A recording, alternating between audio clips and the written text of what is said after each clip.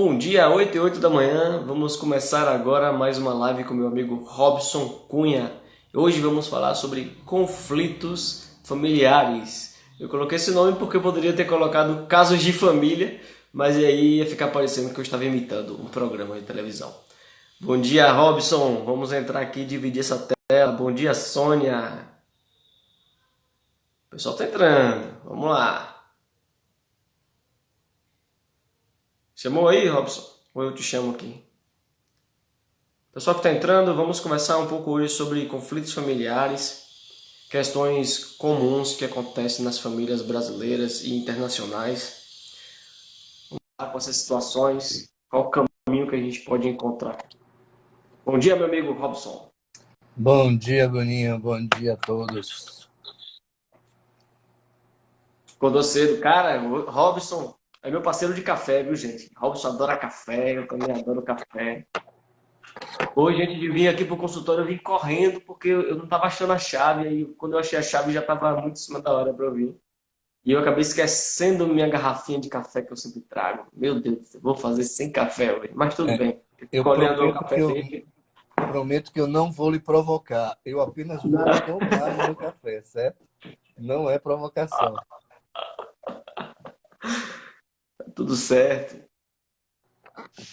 Vou falando em provocação, Robson. Hoje o tema é muito provocativo, né? As pessoas estão em família. Muita gente voltou para a família agora.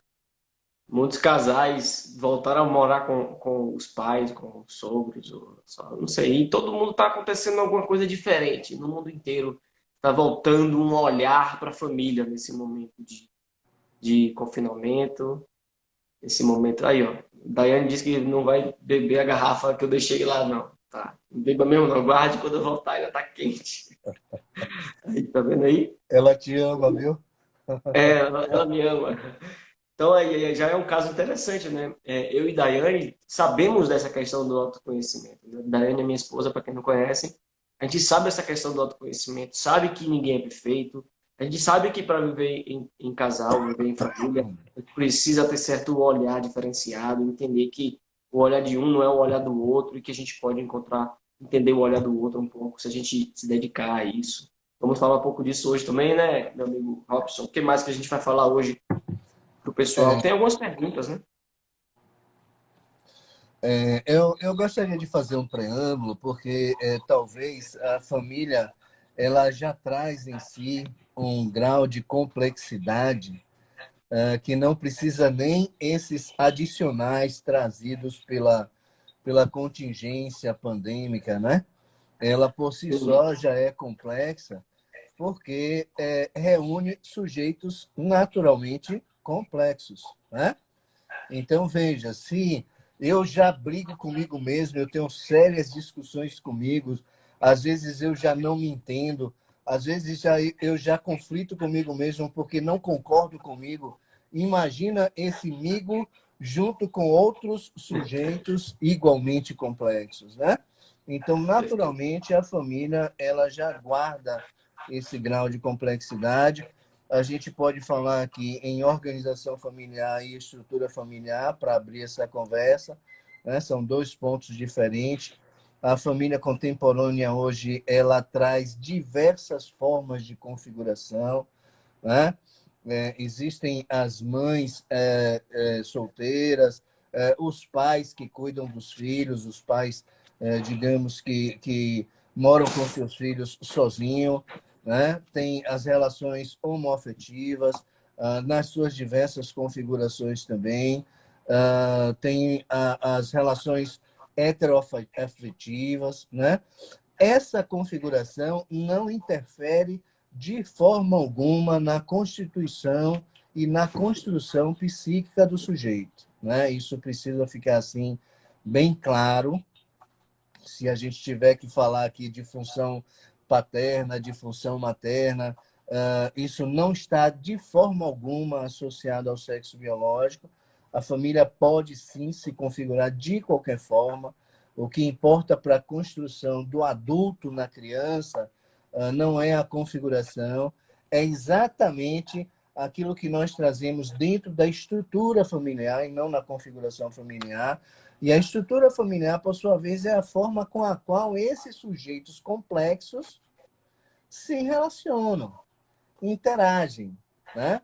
Então, o efeito psicológico, a produção de um ambiente seguro psicologicamente na família, estruturante, não está associado à configuração familiar, e sim associado à estrutura familiar. É isso, Daniel? Perfeito, perfeito. O bom que você traz essa questão é que quebra muitos preconceitos, muitos paradigmas, né? Porque existem até linhas, né, que falam mais apenas em casal, homem e mulher e tal. Como eu gosto, eu vou até usar o termo que você usou. Essas linhas não foram atualizadas ainda, né?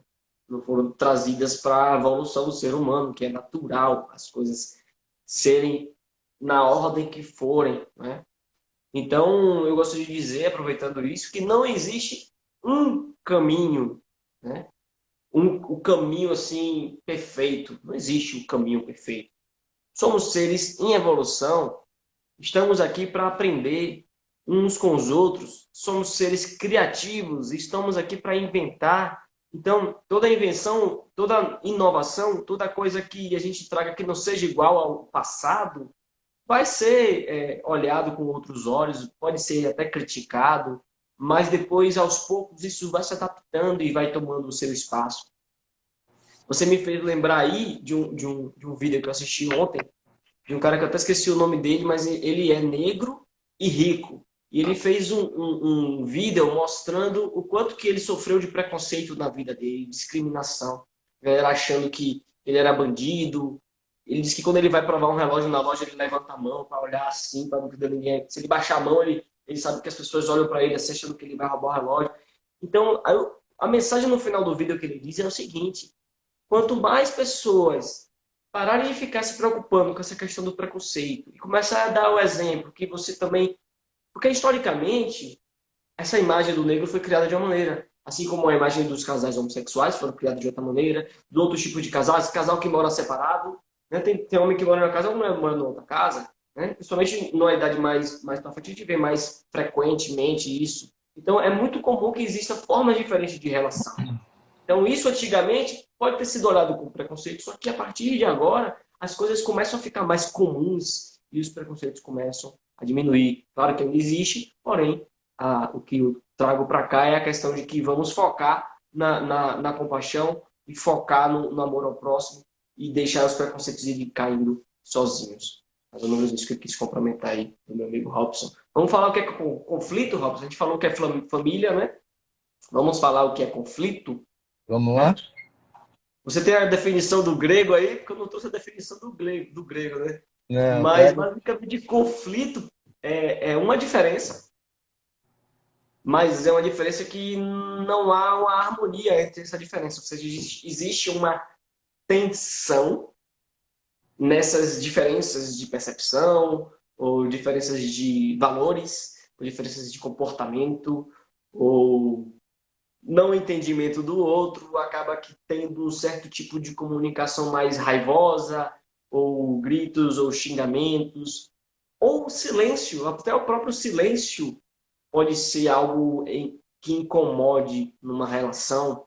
Que é mais óbvio que a gente pode trazer para clarear esse conceito de conflito, antes da gente entrar nos exemplos práticos? Observem que, na verdade, o conflito ele já nasce daquilo que é da natureza humana, que é o julgamento, né? Então, nós prejulgamos. Isso nós precisamos afirmar. Não há nada de errado, nem de condenável em pré-julgarmos. Naturalmente, nós prejulgamos, e o pré-julgamento é um mecanismo de defesa psicológica para iniciar as relações com aquele que eu não conheço, ou com a situação que me é desconhecida, né? Então, o pré-julgamento é da natureza humana. A partir daí, já que somos seres conscientes, eu tenho o entre escolhas, né? A liberdade de escolhas, inteligência emocional, que já vimos isso. E graças à consciência, é que eu tenho a capacidade de escolher o que faço com o julgamento prévio que fiz. Então, já veja que eu já pré-julgo, ou seja, eu julgo o outro sem saber quem ele verdadeiramente é. Esse julgamento passa pela construção de um outro ideal. Eu vou dialogar com esse outro ideal, mas, na verdade, eu estou diante de um outro real. E quando eu entro em contato com o outro real, tendo idealizado esse outro, nasce o conflito muito naturalmente. E, mais uma vez, eu tenho a oportunidade, graças à consciência, que é o que nos diferencia, né, entre os demais, entre os animais das demais espécies, é escolher o que eu faço quando eu estou diante desse outro real. Né? Eu insisto na permanência desse outro idealizado que fiz previamente no pré-julgamento, ou eu vou desconstruindo esse outro idealizado a partir do momento que me relaciono com o outro real e que dou a ele espaço de se expressar como ele é. Né? Então, o conflito ele nasce daí. E o conflito não o conflito é saudável muitas vezes, né? Porque o conflito é resultado do encontro de diferenças. E somos singulares, somos únicos, temos a nossa história, a nossa configuração, e quando entramos em contato com o outro que tem a sua singularidade, a sua subjetividade, a sua história, os seus valores, os seus princípios, o seu repertório de experiências, de situações vividas na vida, diferentes da minha, há uma possibilidade de troca, porque o outro é sempre diferente. Né?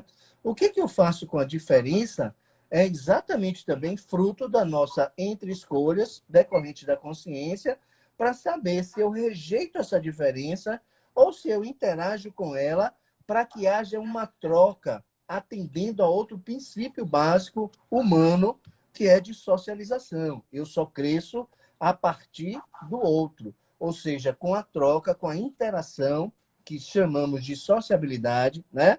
Que é uma característica nossa, com o outro. Né? Então, a partir daí, sim, é que nasce o conflito, e agora é que a gente vai ver que tipo de conflito é esse. Né? Se é um conflito positivo, negativo, não é que seja bom ou ruim. Positivo é se tem valores, né? O negativo é se eu tiro valores, né, dessa relação. Então, o aspecto de positivo também não pode cair no parâmetro de julgamento, né? Porque a relação exige que abdiquemos do julgamento, que é um exercício que a gente vai fazer na própria relação, né? Eu faço pré-julgamento, é natural, me relaciono com o outro, mas preciso deixar de julgar o outro para que o outro tenha espaço de ser quem ele verdadeiramente é e que eu também assegure o meu espaço, a minha individualidade para ser quem realmente eu sou. E a partir daí, a interação na relação produz uma troca harmoniosa para não haver o conflito negativo, ou seja, aquele conflito em que eu nego do outro o seu positivo, as suas possibilidades, as suas capacidades, os seus interesses, as suas vontades e os seus desejos, positivo e negativo, é nessa ótica. É isso, Bruninho? Perfeito. Então, eu gosto de dizer, viu, Robson, que as relações, sejam elas de casal, sejam elas de pai e mãe, de filho, de sobrinho, de tia, às vezes mora todo mundo junto na mesma casa, na mesma família, seja ela de uma pessoa que está distante de você, que você se relaciona também. Essas relações, elas estão relacionadas justamente com o que o Robson falou, é uma percepção dos outros, ou do outro, ou da outra. E essa percepção dos outros ou da outra não é apenas resultante do que o outro faz, ou do que o outro é, de como o outro se comporta, ou das escolhas que o outro fez. Não. Digamos que a maior parte, ou toda a parte dessa interpretação está na sua cabeça. Aí é que está o nosso trabalho como indivíduo.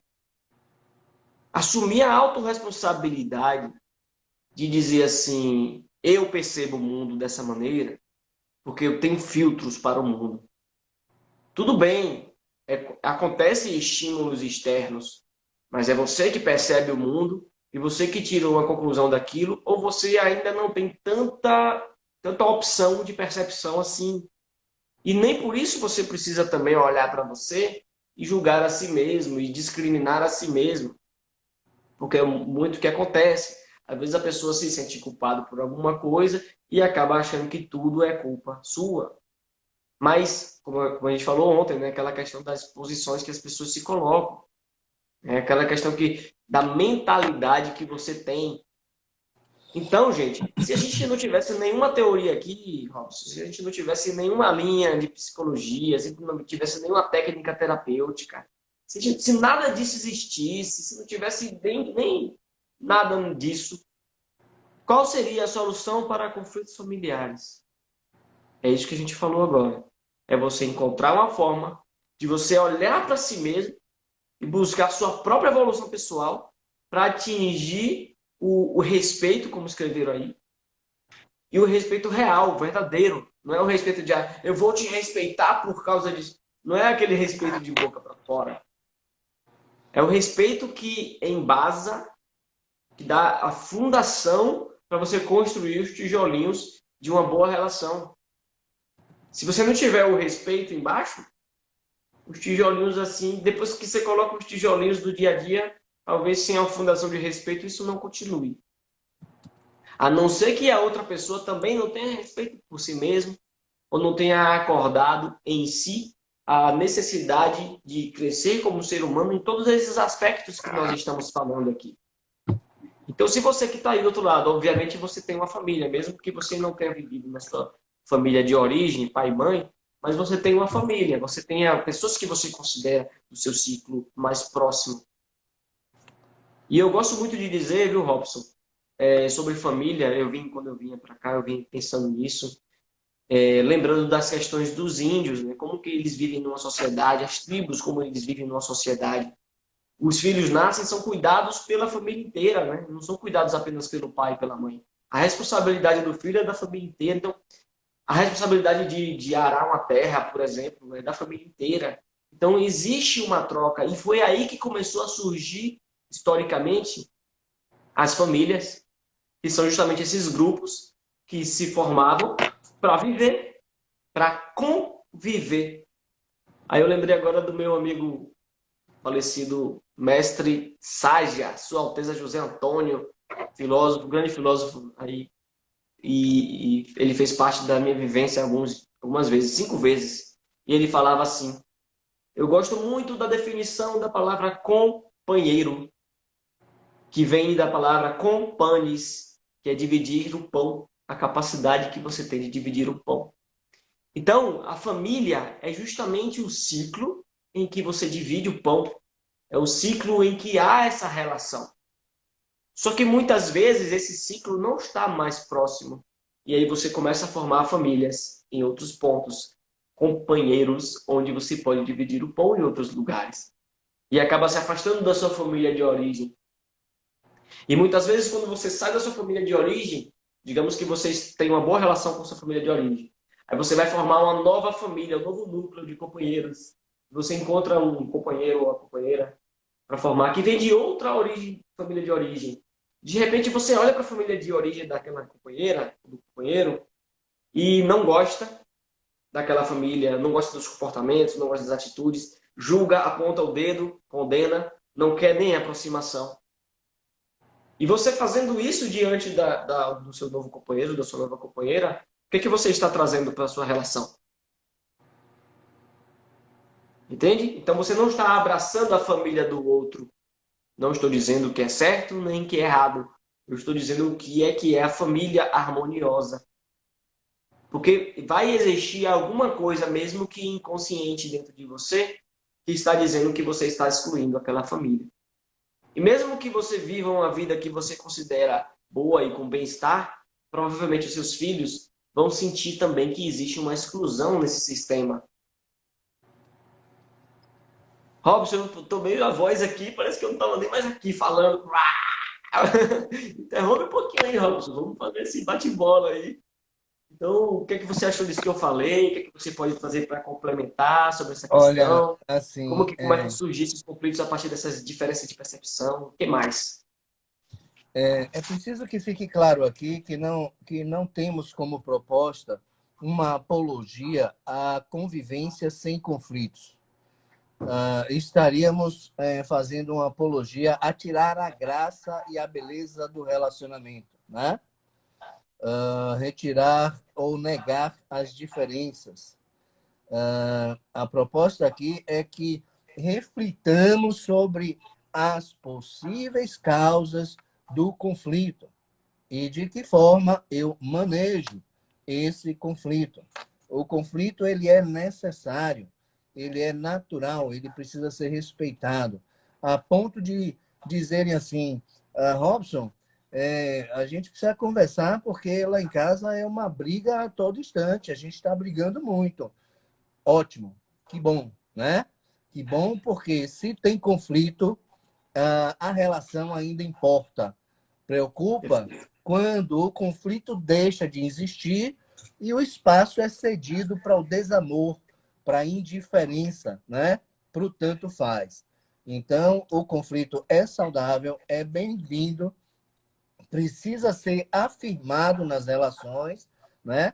Agora, a partir daí, desse conflito, porque são oportunidades de crescimento, os conflitos, isso precisa ficar bem claro. Eu cresço a partir das diferenças, eu cresço a partir do pensar diferente, eu cresço a partir de um outro diferente de mim, né?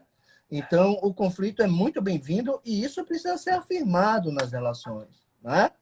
Agora, o que é que eu faço com esse conflito? Eu simplesmente preciso analisar quais são as causas. E muito frequentemente as causas estão em mim, né?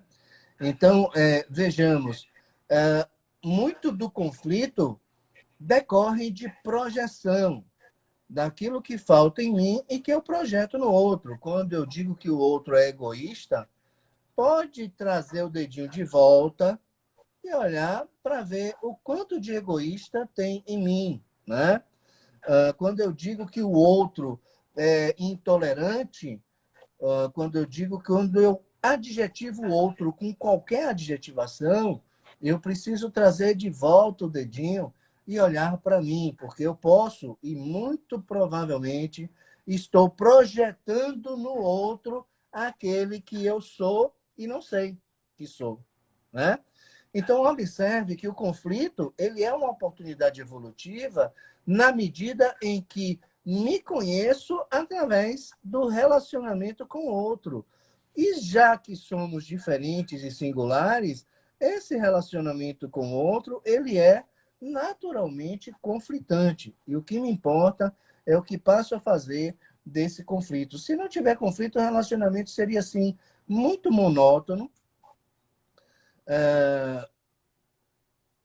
E tem uma particularidade nas empresas familiares, né? Onde os casais passam 24 horas juntos, não tem oportunidade de mistérios, os mistérios são desvendados, né? Praticamente se constrói uma unicidade, não necessariamente, né? Os papéis podem, mesmo convivendo 24 horas, as individualidades podem ser preservadas e mantidas, né? Para que o mistério continue e para que haja conflito, para que essas identidades não se tornem únicas. A proposta numa relação de família é trazer a conjugalidade para a unidade, mas sem desconfigurar, sem descaracterizar, sem dissolver as individualidades. Então, o conflito ele vai sempre existir e não adianta quando a gente desconectar aqui, a família vai continuar do mesmo jeito, né? Agora, tem algumas características e propriedades da família que ajudam no próprio processo de relacionamento com o conflito, né? Por exemplo, são muitas, né? Mas basicamente, eu anotei aqui, autorregulação, a família se regula por ela mesma, é uma propriedade da família, tem atritos, tem conflitos, tem desentendimentos, mas chega no momento em que ela está consolidando, é que nem o planeta Terra, né? Tem terremotos, tem fissuras, tem erosões, tem, mas ela vai crescendo, ela vai amadurecendo e vai construindo uma configuração particular a partir desses atritos, a partir dos desentendimentos, a partir dos problemas, das divergências, é que a família vai se autorregulando, né? E se isso não acontecer, cada um se recolhe, cada sujeito se recolhe em seu mundo e deixa de regular essa família, ou de oferecer a oportunidade à família de se autorregular. A outra é a autotransformação, né? Quando já que a família é um sistema enquanto reúne partes diferentes e complexas em si mesma e que formam um sistema complexo, né? É o conjunto de pessoas, o conjunto de indivíduos, o conjunto de partes complexas, né? Que formam um todo igualmente complexo, mas ela se transforma, ela não permanece a mesma, né? Antes, lá pelos idos do século XVII, nós tínhamos uma família onde morava numa casa grande, com muitos e muitos quartos, e os casais se casavam, tinham filhos, mas vinham os familiares da esposa, os familiares do marido, e morava todo mundo junto. É o que nós chamamos de família expandida. O mundo foi se transformando, as famílias foram se auto-organizando, essa família expandida foi indo para suas casas e ficou o que nós chamamos hoje de família nuclear, né? O pai e a mãe, não estamos aqui fazendo nenhuma ligação ao sexo biológico em qualquer configuração, já falamos isso, se unem com seus filhos e essa é a chamada família nuclear. Robson, então aí tínhamos tudo para não termos mais conflitos? Não, os conflitos relativamente aumentaram. Por quê? Porque as questões culturais do século XIX colocavam a mulher silenciada, contida, reprimida, recalcada no papel dela, né? Ela não tinha voz, ela precisava cuidar dos filhos e fazer a intermediação dos filhos com o médico, do filho com o professor, né? Do filho com a sociedade. O marido saía para trabalhar, então tinha o poder patriarcal muito evidente, praticamente não tinha conflito, era uma relação de poder, eu mando, você obedeça, né? Eu falo, você se cala. Então não tinha conflito. E se produziam histeria e neurose, e a psicologia nasce exatamente desses efeitos, vamos dizer assim. A família se reduz, passa a ser uma família nuclear, pai, mãe, mais uma vez eu digo, nada associado a sexo biológico, na configuração que ela tiver, filhos, família nuclear, e aí sim, essa interação, ela provoca os conflitos naturais, né? Acho que falei muito. Tem alguma pergunta, Bruninho? Tem alguma coisa que você quer fazer? Tem pergunta aqui. Tem a pergunta que o pessoal está fazendo aqui e tem Sim. pergunta que eu consegui que o pessoal, antes de começar a live, já me mandou, tá? Vou ler primeiro a que me mandaram aqui, tá? Um dos conflitos que acontece é quem vai fazer o quê? Né? Cuidar da casa, cuidar das crianças, é muito comum, né? E principalmente com essa história que você trouxe aí historicamente, o homem sairia para trabalhar e a mulher cuidaria da casa, historicamente. Mas muitos lugares esses papéis até se invertem hoje em dia. E agora, nesse momento que o papel daquele que estava saindo está dentro de casa, por exemplo, nesse conflito de quarentena, não só nesse conflito, como o Robson disse claramente aí, mas também fora da quarentena vai ter esses conflitos também.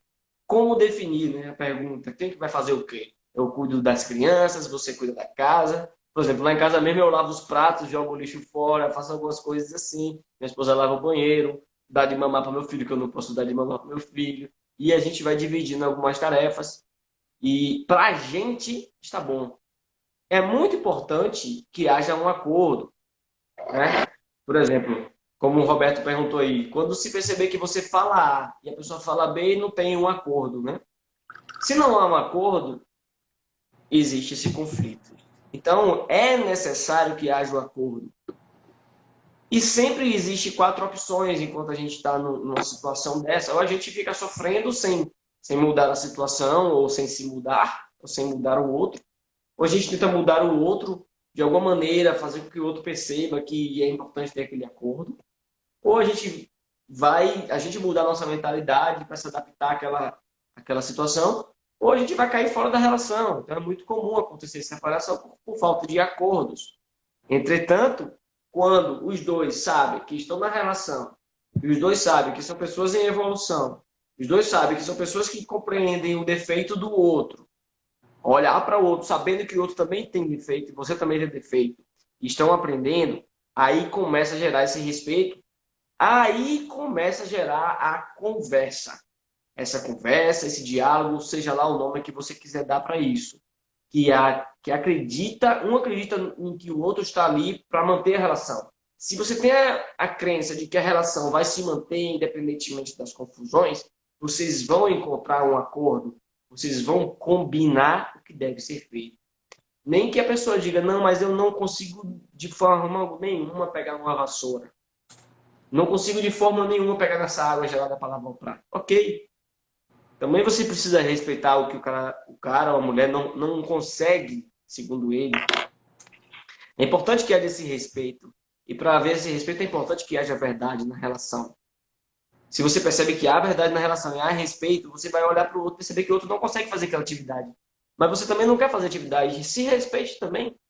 Não se coloque para fazer uma coisa que vai contra o outro e se não houver combinado, né? Eu gosto de dizer, o combinado não sai caro. O combinado não sai caro. Então, se você tem essa divergência de opiniões e ninguém vai fazer, o prato ficar sujo, e aí? Né? Cada pessoa vai encontrar uma solução para isso. Tem gente que vai contratar uma pessoa, vai ter que contratar, mas está sem dinheiro, aí entra o problema financeiro também. Aí que começam os conflitos. Um dos dois precisa mudar, um dos dois precisa olhar diferente, para que o outro também comece a perceber a mudança e comece a querer mudar também. Você não é obrigado a continuar numa relação em que você suporta tudo sozinho, você não é obrigado.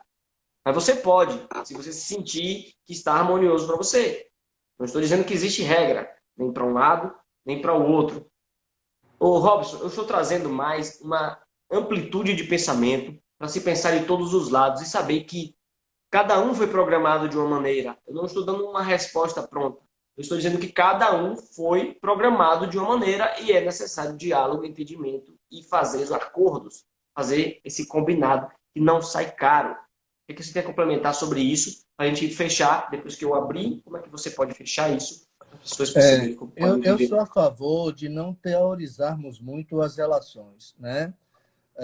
Porque na medida em que a gente teoriza muito as relações, a gente engessa e submete ao outro a estar dentro de um determinado padrão que foi construído ainda que a título de acordo, né? Não vamos nos esquecer, e é fundamental, eu gostaria de ter trazido todas as propriedades da relação familiar, mas o tempo não nos permite. Mas, assim, o acordo ele só se faz necessário quando o sistema deixa de se autorregular e de se auto-organizar, né? Então, veja, o prato fica comigo, ele não faz nada. Beleza. Agora sim, esse que lava o prato, que está vivendo uma situação desconfortável porque o outro não faz nada, não é julgar o outro, não. É ver o que eu causei para essa situação.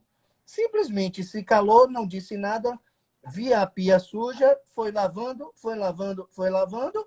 O outro, né, que passava pela pia não tinha nada para lavar. Ele vai deitar no sofá, né?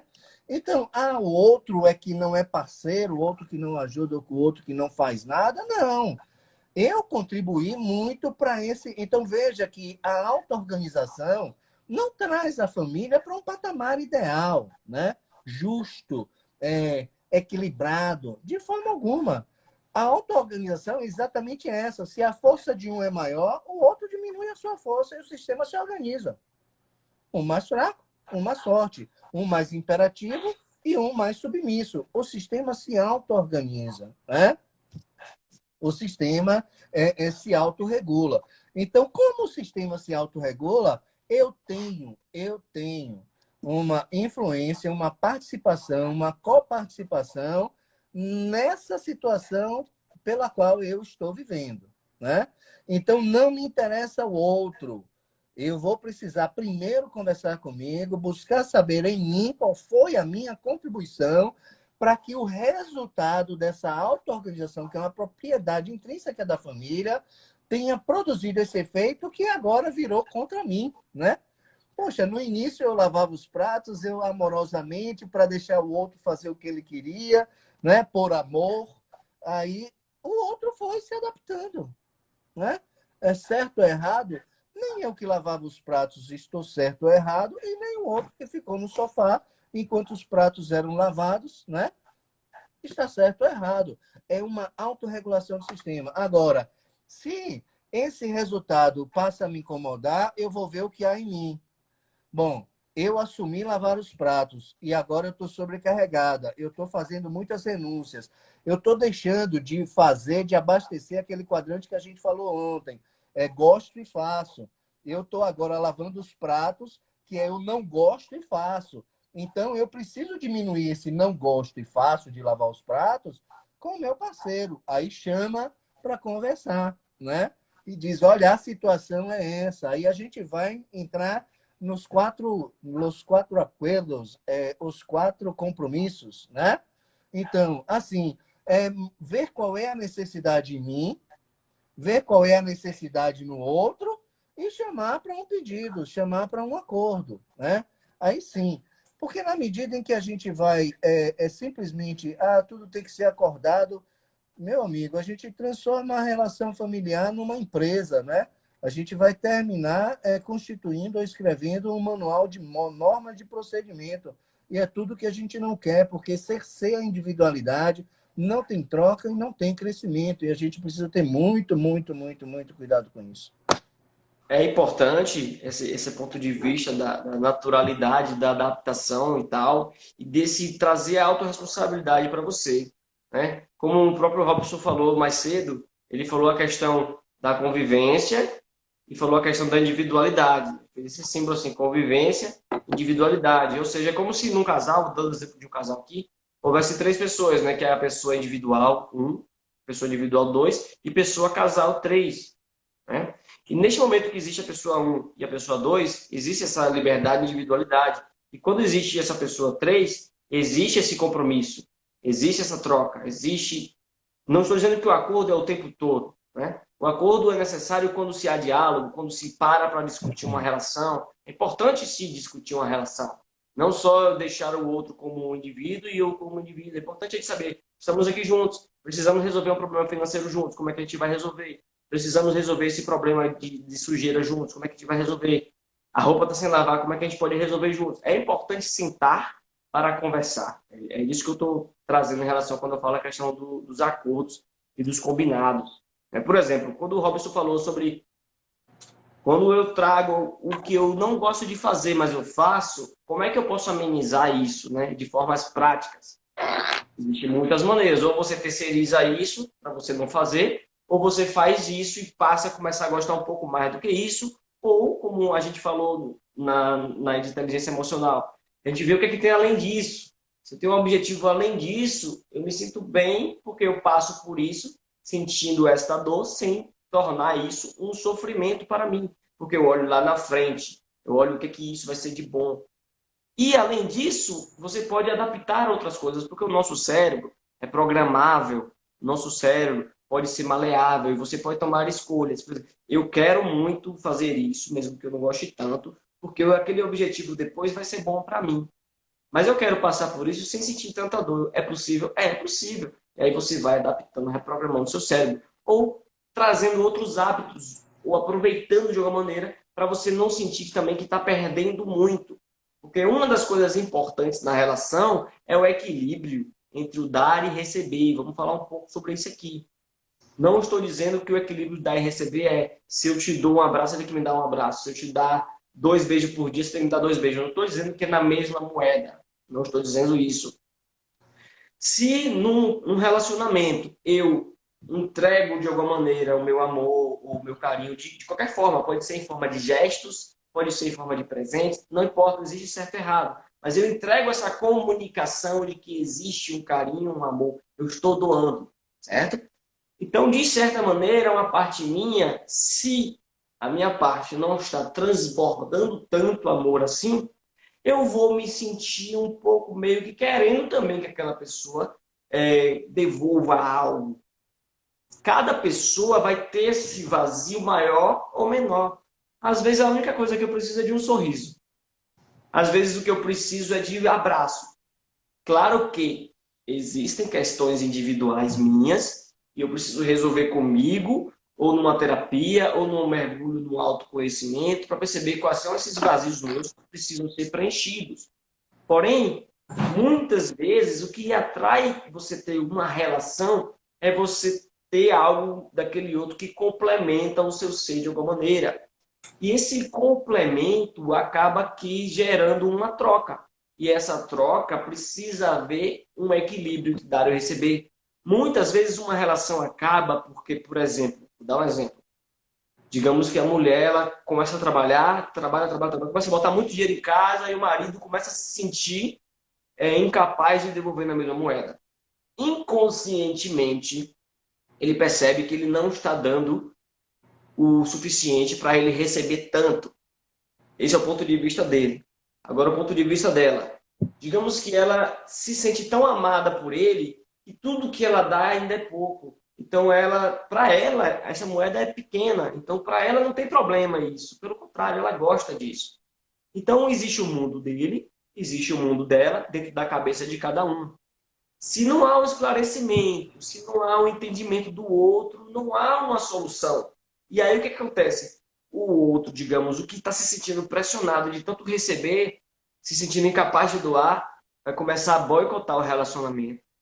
Vai começar a criar hábitos para afastar daquele relacionamento, porque para ele existe um sofrimento ali em estar recebendo sem poder doar, porque na crença dele ele precisaria estar doando mais. Então existe essa questão da programação de crenças. É uma coisa, um emaranhado bem complexo para você compreender, porque cada caso é um caso, cada pessoa viveu uma vida, cada pessoa aprendeu de certa maneira. Então pode ser que esse relacionamento acabe. Talvez ela não entenda por que acabou. Talvez ele também não entenda por que acabou. Mas ele comece a justificar por outros motivos. Eu queria algo novo na minha vida. Porque o nosso cérebro, ele sente, nosso corpo sente, nosso sistema inteiro sente. Mas o nosso cérebro gosta muito de explicar as coisas. Só que tem coisas que ele não consegue explicar, mas ele explica mesmo assim. Ah, caiu uma pedra aqui do meu lado. Aí caiu, deve ter sido porque passou um avião jogando. Mesmo eu não sei o que aconteceu, eu tiro a conclusão.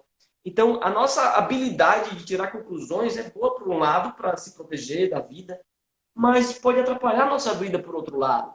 Então, se não há esse entendimento do outro, se não há esse olhar para o outro, compreendendo e respeitando a vida do outro, e esse olhar também, simultaneamente, olhar para si, compreendendo e respeitando a si mesmo, sua história, você não vai estar em harmonia no seu relacionamento. Mas eu não estou dizendo que a harmonia é sem conflito. O conflito é necessário para ver esses degraus, como o Robson trouxe lindamente, belamente aqui. Digamos que está numa paz maravilhosa no relacionamento. Daqui a pouco acontece alguma coisa que cria uma turbulência. Essa turbulência tem que acontecer. Você vai olhar para essa turbulência e cabe a você aprender ou não com isso, mudar ou não com isso. E aí a vida vai vivendo, a gente vai evoluindo e vai brincando nesse círculo, nessa espiral ascendente. E é muito importante que esse conflito, porque se essa espiral não for ascendente, ela vai ficar um círculo. Esse círculo pode ser entediante. Esse círculo de todo dia chega, assiste televisão, faz tal coisa. Não tem uma novidade para dar esse sal, como o Robson traz, no relacionamento. E é importante que você olhe para dentro e perceba por que não está tendo esse sal. Por que você não está se colocando também na capacidade de conflitar e resolver um problema? Por que você não está se colocando na capacidade de um diálogo que muitas vezes vai trazer emoção e você vai, às vezes, não sabe o que fazer mesmo? Vai um pouco, se experimenta uma relação, um diálogo que você não sabe o que vai acontecer. Ah, não vou falar tal coisa não, porque eu acho que a pessoa vai reagir de tal maneira. Aí você fica naquele engolindo, começa a ter problema de garganta, começa a somatizar coisa em você, começa a ter raiva contida, começa a ficar fraco durante a vida, começa a não fazer outras coisas no trabalho. começa a ter outros conflitos, porque você está incluindo, não está se permitindo encarar aquele conflito de uma maneira que você pode sair depois e se superar, buscar um apoio, buscar outra pessoa que possa te ajudar e realmente crescer como ser humano. Então, a mensagem que eu sinto que poderia simplificar tudo isso aqui é esse olhar de evolução, esse olhar de busca de se compreender, compreender o outro, se respeitar, respeitar o outro e viver nessa vida de jogo de aprendizados. É que você sente disso que eu falei, meu amigo Robson? Pois é, a Débora, ela traz assim maravilhosamente mais uma contribuição. A gente percebe que ela nos acompanha de uma forma muito ativa e ela traz um exemplo muito rico em que foi criado, eu estou lendo porque está escrito, né, de conhecimento de todos, com 6 cômodos, 11 pessoas, os conflitos advindos dessa convivência me prepararam para a vida. Observe, por que que prepararam, por que que esse contexto vivido por Débora preparou Débora para a vida? Porque o olhar dela foi com esse propósito. Ela viu os pontos positivos. Não necessariamente essas 11 pessoas que viviam nesses 6 cômodos aproveitaram essa contingência da mesma forma evolutiva que Débora, né? Porque nós somos sujeitos singulares. O Roberto pergunta aqui, toda vez que eu faço um julgamento, quando eu adjetivo, né, o outro, quanto tenho disso em mim? Oh, não sei se é a resposta que você deseja, mas eu vou falar, já que você perguntou. 100%, né? É a totalidade. Quando eu julgo de acordo com os meus parâmetros, as minhas verdades, o meu ideal, os meus conceitos. Então, assim, o julgamento que faço do outro é 100% meu, né? O outro é o outro e só, já dizia o poeta, e o poeta tá certíssimo. Eu sei que Otton está aí, um grande abraço, uma saudade imensa da nossa convivência. A doutora Ivana, ela está aí também, terapeuta de família maravilhosa. Otto e Tem, Ivana são meus pais, para quem não sabe. Grande pois abraço. é, um carinho, essa contingência nos separa, mas eu visito e converso com vocês em meu coração, porque é lá que vocês estão. O Dimas também traz aqui uma contribuição muito legal, transformando pais e filhos em eternos interdependentes. Olha só, nós somos seres dependentes, nós dependemos do outro. Não é paradoxo, não é paradoxal nem é conflitante. Nós somos autônomos e a autonomia é resultado do desenvolvimento humano, né? Nós passamos por uma fase de anomia, onde eu dependia 100% totalmente do outro, entro na heteronomia, dependo do outro, mas já começo a perceber que eu posso fazer por mim, né? Para chegar mais adiante na autonomia. Eu sou responsável por mim mesmo, né? O cuidado sobre mim é de minha responsabilidade, o meu desenvolvimento não é delegável a ninguém, não é responsabilidade de ninguém. Então, eu sou autônomo, né? Mas sou dependente. Dependente, a partir de que ponto? Em que o outro precisa ver o que em mim eu preciso mudar e apontar e dizer, você precisa mudar isso, isso, isso? Não. É exatamente na relação que eu preciso do outro para que, na verdade, eu me veja, como foi trazido ali, que a resposta foi 100%. 100% do meu julgamento é meu, né? Então, nós dependemos do outro e nós somos, ao mesmo tempo, autônomos, né? Responsáveis e capazes. Não é só responsáveis. Quando o Criador nos dá a responsabilidade de nos desenvolvermos, para toda responsabilidade, nos é dado um poder equivalente. Né? Isso é um princípio também da natureza. Se eu sou responsável por mim, o Criador não me desempara. Vixe, me ajuda aí. Não me desampararia. Né? Eu sou responsável por mim, eu preciso evoluir, tenho essa responsabilidade sobre mim, eu preciso me transformar numa pessoa melhor, mas ele me deu também o poder de me transformar, né? Que são os recursos, fundamentalmente a inteligência, fundamentalmente a consciência, que me permite discernir que é através da consciência usar inteligentemente a minha inteligência, né? Acho que tem outras coisas aqui, entrei tarde, mas vai ficar gravada, tomara que o Bruninho aperte o botão correto. Né?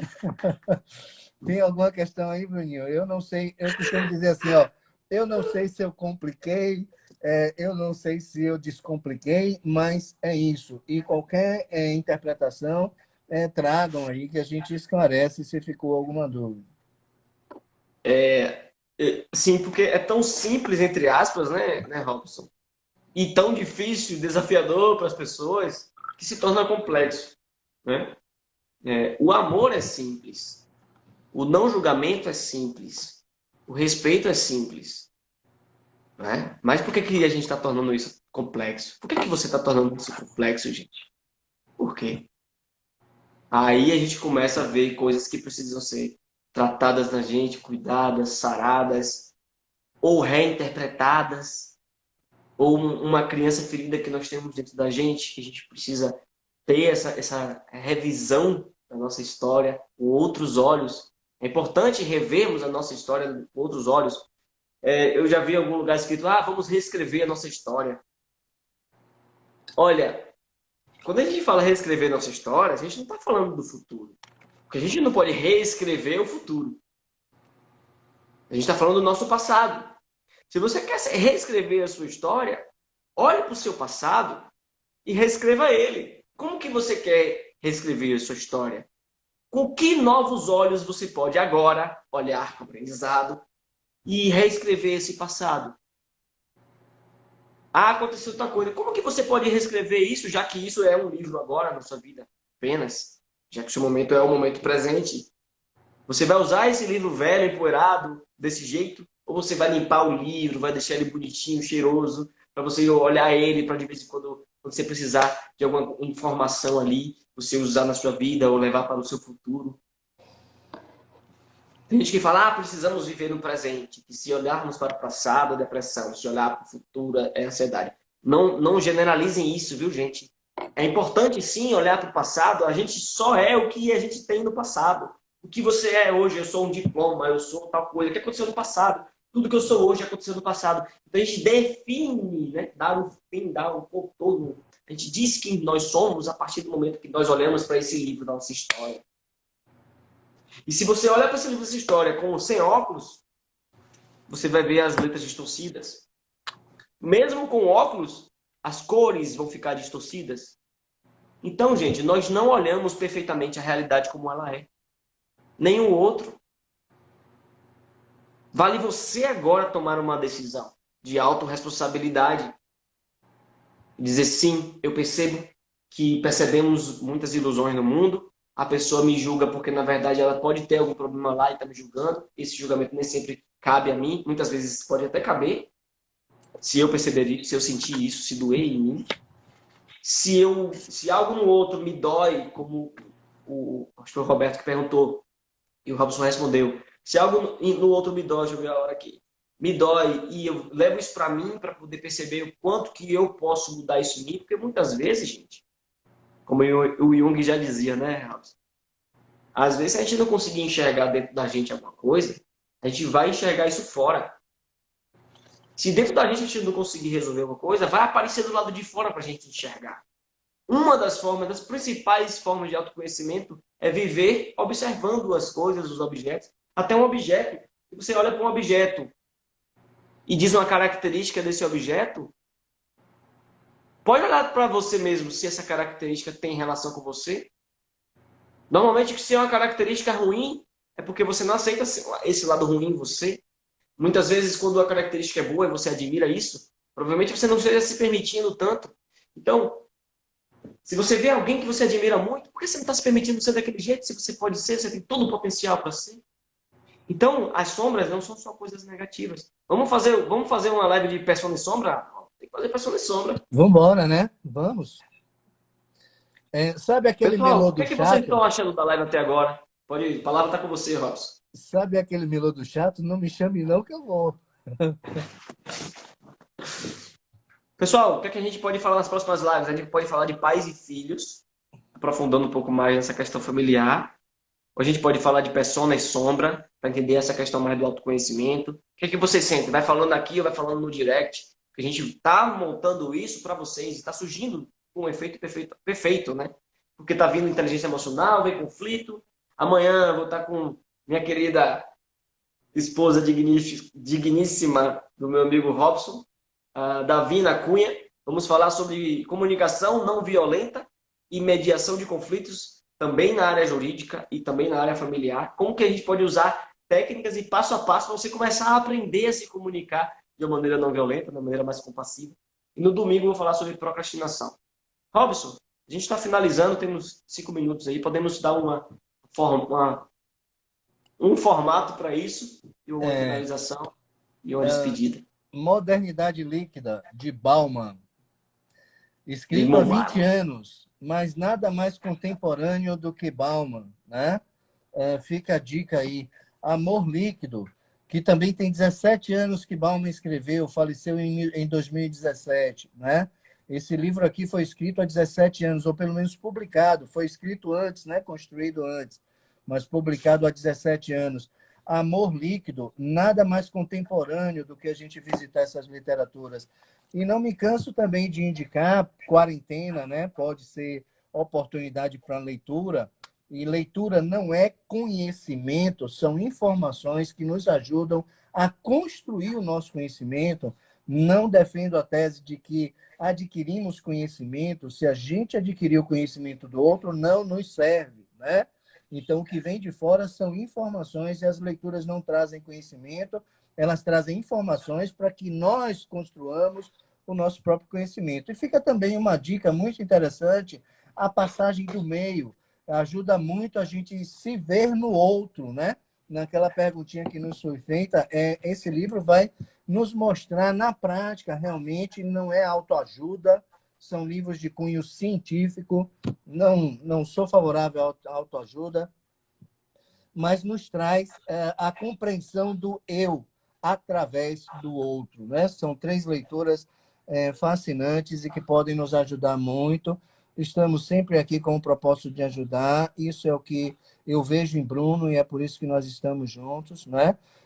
Enquanto ele estiver subindo, eu estou agarrado nas canelas dele. Mas se o propósito dele deixar de ser ajudar o outro, eu largo essas canelas tranquilamente, né?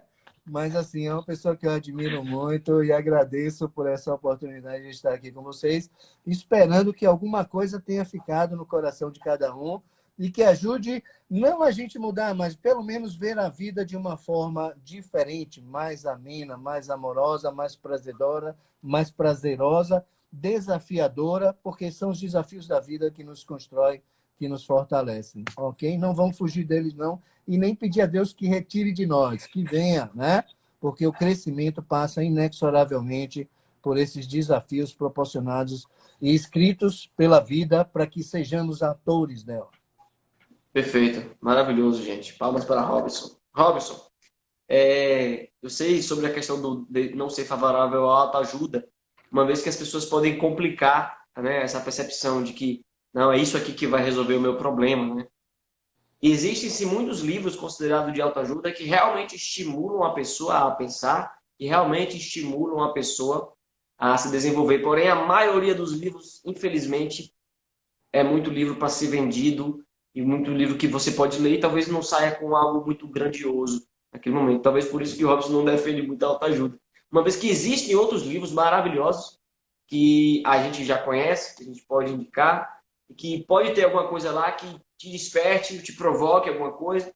E um dos livros que eu acho interessante, no caso do Prem Baba, é esse aqui, Amar e Ser Livre. Eu acho que é uma leitura até suave para as pessoas que não estão acostumadas a ler também. E como na vida nós nos espelhamos com as coisas, nós aprendemos até com um pedaço de objeto, nós aprendemos com qualquer coisa. Se você olhar para a mão, você pode aprender. Se você vai olhar para um objeto, você pode aprender a se conhecer.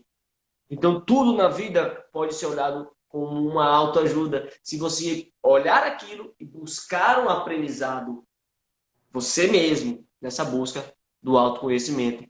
E com essa mensagem aqui, eu digo para o Dimas, Dimas, teve café para você aí, mas o meu eu esqueci em casa. Vou tomar quando eu voltar agora, daqui a pouco. Gente, falta 20 segundos. Eu quero só deixar um abraço muito grande para vocês. O pessoal tá pedindo pressão de sombra, viu, Robson? Vamos lá. Vai ficar gravado as lives, viu, gente? Um Autoajuda é abraço. aquilo que nos distancia da nossa singularidade. E se a singularidade é trazida no livro de autoajuda, ele precisa ser reclassificado porque não é mais autoajuda. Um beijo Perfeito, no tem que coração funcionar para de você. todos. Um abraço. Tchau.